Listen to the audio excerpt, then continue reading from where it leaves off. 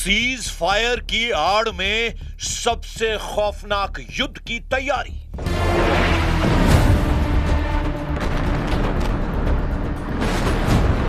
लगभग 40 दिन के युद्ध के बाद जिस तरह से अमेरिका ने ईरान के साथ 14 दिन का सीज फायर किया है, असल में वो 14 दिन का सीज फायर से ज्यादा रिचार्ज युद्ध की तैयारी साबित हो रही है। दावा किया जा रहा है कि सीज फायर के ऐलान के लगभग 10 घंटे के अंदर ही ईरान की तेल रिफाइनरी और सीरी द्वीप पर हमला करके अमेरिका और इजराइल ने एक तरह से सीज फायर तोड़ दिया है। खुद ईरान ने आरोप लगाया है कि सीज फायर के बाद अमेरिका और इजराइल ने ईरान के ठिकानों पर हमला किया है। दावा तो यहां तक किया गया है कि ईरान ने पलटवार करते हुए सऊदी अरब, बहरीन, यूएई और इजराइल के ऊपर भी मिसाइल और ड्रोन से हमले किए हैं। हम आपको दिखाने जा रहे हैं कि कैसे 40 दिन से ईरान युद्ध अमेरिका और इजराइल के लिए नासूर बन चुका है और क्यों अमेरिका ईरान के यूरेनियम को छीनते छीनते यू टर्न मारकर वापस भागने को मजबूर हुआ है।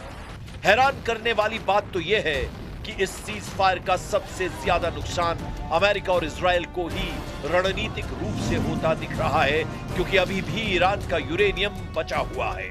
अभी भी ईरान का पूरा कंट्रोल स्ट्रेट ऑफ हॉर्मुज पर बना हुआ है। अभी भी ईरान की मिसाइल पावर जबरदस्त तरीके से पलटवार कर रही है। 14 दिन का सीज फायर नहीं, 14 दिन का रिचार्ज युद्ध शुरू।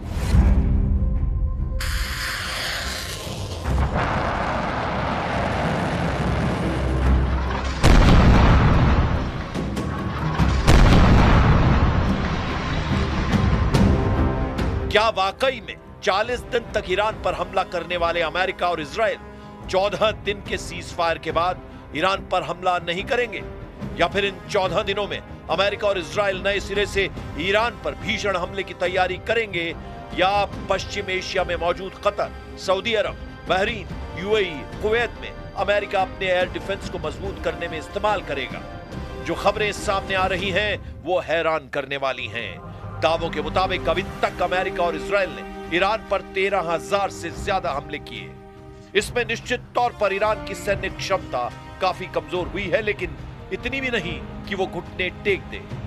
उसके भंडार में अभी भी सैकड़ों बैलिस्टिक और क्रूज मिसाइलों की क्षमता बनी हुई है।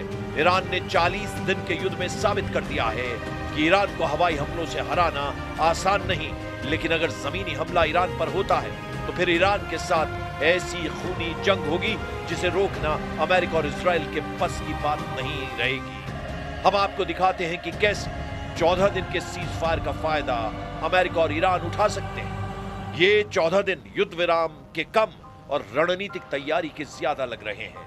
वर्तमान खुफिया रिपोर्टों और अंतरराष्ट्रीय मीडिया जैसे CSIS और ISW की रिपोर्ट के मुताबिक ईरान की नई युद्ध रणनीति और उसके अगले संभावित कदम कुछ इस तरह हो सकते हैं।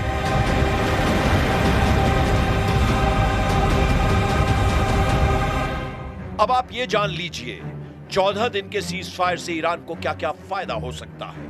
एयर डिफेंस मजबूत करना आसान होगा, मिसाइल स्टॉक रीऑर्गेनाइज करना भी संभव होगा। चीन और रूस से टेक्निकल और इंटेल सपोर्ट बढ़ाने में 14 दिन ईरान के लिए काफी शानदार साबित हो सकते हैं।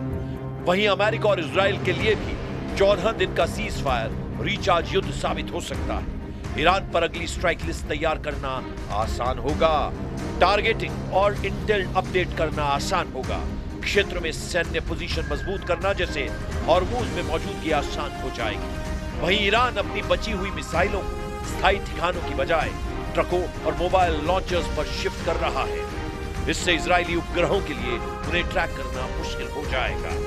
परमाणु ब्रेकआउट की कोशिश, विशेषज्ञों का मानना है कि ईरान इस 14 दिनों के पॉज का इस्तेमाल अपने यूरेनियम स्टॉक को और अधिक संवर्धित करने के लिए तैयार कर सकता है, ताकि वो वार्ता की मेज पर परमाणु संपन्न राष्ट्र के रूप में अपनी स्थिति मजबूत कर सके। वहीं अमेरिका और इजराइल इंटेलिजेंस रिफ्रेश कर सकते हैं। जब युद्ध चलता है तो दुश्मन छिप जाता है। युद्ध विराम के दौरान जब ईरान की सेना मूवमेंट करेगी, तब अमेरिकी सैटेलाइट और इजरायली मोसाद उनके नए ठिकानों को पिन पॉइंट कर लेंगे। हथियारों के स्टॉक की भी बात कर लेते हैं। अमेरिका इजराइल को भारी मात्रा में बंकर बस्टर बम और इंटरसेप्टर मिसाइलें फिर से उपलब्ध करा रहा है, जो पिछले हमलों में खर्च हो चुके थे। अब 14 दिन में इसका दोबारा से रिचार्ज किया जाएगा। ये 14 दिन ईरान के नेतृत्व के भीतर डर पैदा करने के लिए है कि यदि वे 10 अप्रैल की वार्ता में नहीं जुटे तो अगला हमला निर्णायक होगा।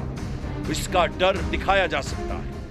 इधर इन 14 दिन में ईरान सीधे युद्ध की बजाय अपने एक्सेस ऑफ रेजिस्टेंस जैसे हिजबुल्ला, हूथी और इराकी मिलिशिया को फिर से सक्रिय कर रहा है, ताकि इजराइल को कई मोर्चों पर उलझाया जा सके। ईरान हॉर्मुज को पूरी तरह से माइन यानी समुद्री बारूदी सुरंगों से भर सकता है। इससे न केवल तेल की आपूर्ति रुकेगी, बल्कि पश्चिम देशों के युद्धपोतों के लिए भी वहां से निकलना नामुमकिन हो जाएगा।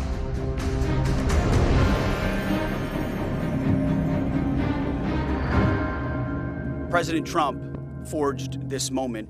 Iran begged for this ceasefire, and we all know it. As the President truth this morning, a big day for world peace. Iran wants it to happen. They've had enough. Operation Epic Fury was a historic and overwhelming victory on the battlefield. A capital V military victory.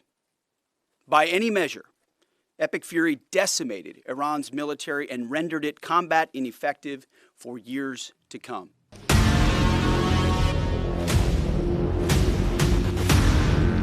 दस अप्रैल 2026 को पाकिस्तान की राजधानी इस्लामाबाद में ceasefire को लेकर America और Iran के प्रतिनिधियों के बीच निर्णायक बातचीत हो सकती है। लेकिन ये 14 दिन दोनों पक्षों के लिए करो या मरो वाले साबित हो सकते हैं। देखिए कैसे। ईरान के लिए सबसे बड़ा फायदा यह है कि वो इस समय का उपयोग अपने उन भूमिगत ठिकानों को सुरक्षित करने में कर रहा है जो अभी तक हमलों से बचे हुए हैं। अगर ईरान को लगता है कि उसकी सत्ता खतरे में है, तो वो सैमसन ऑप्शन यानी सब कुछ दांव पर लगा देना अपना सकता है, जिसमें वो अपने पास मौजूद हर घातक हथियार का उपयोग एक आखिरी हमले के रूप में कर सकता है। ईरान अपनी मिसाइलों को फिर से रीलोड करेगा और कमांड सेंटरों को जमीन के और गहरे हिस्सों में ले जाएगा, जबकि अमेरिका और इजराइल रीसप्लाई यानी हथियारों की आपूर्ति करेंगे और ईरान की हर हलचल पर पैनी नजर रखेंगे, ताकि 15वें दिन यदि हमला करना पड़ गया तो वे ईरान के नए ठिकाने को जानते हों। कुल मिलाकर ईरान की रणनीति अब सर्वाइव और सरप्राइज यानी बचना और अचानक हमला करना पर केंद्रित है। ईरान दुनिया को यह दिखाना चाहता है कि वो झुक नहीं रहा है, बल्कि बस अपनी ताकत बटोर रहा है। इन 14 दिनों के दौरान ईरान अपने भूमिगत परमाणु केंद्रों को सुरक्षित स्थानों पर शिफ्ट कर सकता है या फिर अंतिम तकनीकी प्रक्रिया पूरी कर सकता है। अगर 14 दिनों बाद वार्ता विफल होती तो ईरान दुनिया के सामने ये कह पाएगा कि उसने शांति की कोशिशें की, लेकिन अमेरिका की शर्तें परमाणु कार्यक्रम का पूर्ण उसकी संप्रभुता के खिलाफ है। संभव है कि 10 अप्रैल के बाद चीन और रूस मिलकर ईरान के लिए एक नया सुरक्षा ढांचा पेश करें जो अमेरिकी वर्चस्व को चुनौती देगा। We are not putting any trust on the other side, so our military forces are keeping their preparedness, they are keeping their vigilance to react to any scenario. But meanwhile, we will go for negotiations to see how serious the other side is. Iran का परमाणु बम निकला Hormuz, रूस के पूर्व राष्ट्रपति का बड़ा दावा।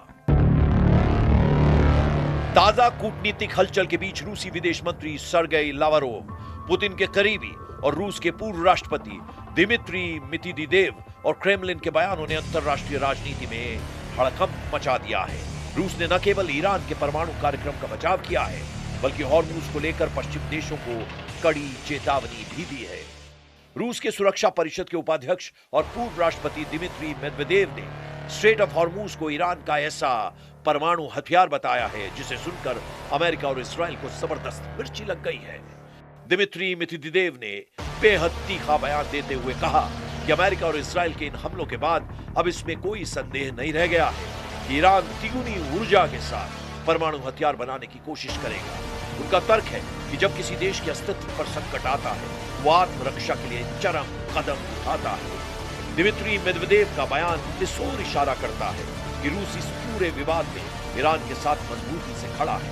उनका मानना है कि 10 अप्रैल की इस्लामाबाद वार्ता केवल एक पड़ाव है और असली खतरा 14वें दिन के बाद शुरू होगा। उनके इन बयानों ने पश्चिम देशों, खासकर अमेरिका के भीतर एक नई बहस छेड़ दी है कि क्या रूस इस युद्ध विराम के दौरान ईरान को गुप्त रूप से सैन्य सहायता S-400 आदि पहुंचा रहा है। रूसी विदेश मंत्रालय ने स्पष्ट रूप से कहा है कि ईरान के परमाणु केंद्रों पर अमेरिकी और इजरायली हमले अवैध हैं, विनाशकारी हैं और रूस इसे बर्दाश्त नहीं करेगा। रूस ने चेतावनी दी है कि यदि ईरान के परमाणु ठिकानों पर हमले नहीं रुके तो ये पूरे यूरेशिया क्षेत्र के लिए परमाणु विकिरण का खतरा पैदा कर सकता है। रूस ने चेतावनी दी है कि यदि हॉर्मुज को सैन्य बल से नियंत्रित करने की कोशिश की गई तो ये वैश्विक तेल और गैस बाजारों में असंतुलन का महाविस्फोट होगा।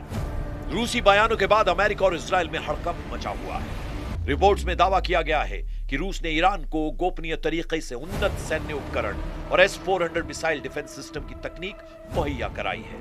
रूस के विदेश मंत्री सर्गेई लावारोव के बयान से संकेत मिलता है कि रूस इन 14 दिनों के युद्ध विराम का उपयोग ईरान की रक्षा प्रणाली को मजबूत करने में कर सकता है। कुल मिलाकर देखना होगा कि अगले 14 दिन तक क्या सीज फायर टिक पाएगा, क्योंकि ईरान का दावा है कि सीज फायर के ऐलान के 10 घंटे के अंदर ही उस पर हमला हुआ है। अब देखना होगा कि ईरान आगे कैसा और क्या फैसला लेता है।